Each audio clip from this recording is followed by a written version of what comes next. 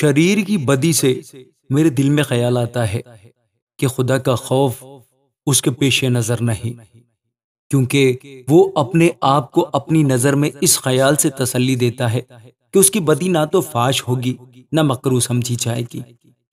اس کے منہ میں بدی اور فریب کی باتیں ہیں، وہ دانش اور نیکی سے دست بردار ہو گیا ہے، وہ اپنے بستر پر بدی کے منصوبے باندھتا ہے، وہ ایسی راہ اختیار کرتا ہے جو اچھی نہیں، وہ بدی سے نفرت نہیں کرتا۔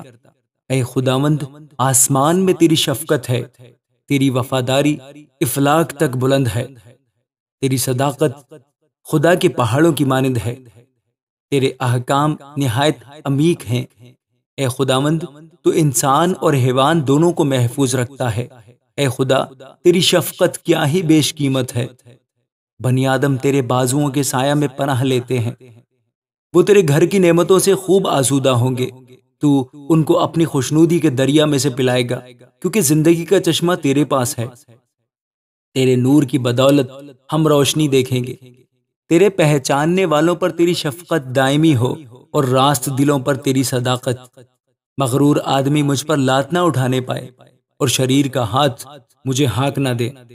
بد کردار وہاں گرے پڑے ہیں، وہ گرا دیے گئے ہیں اور پھر اٹھ نہ سکیں گے۔ آمین۔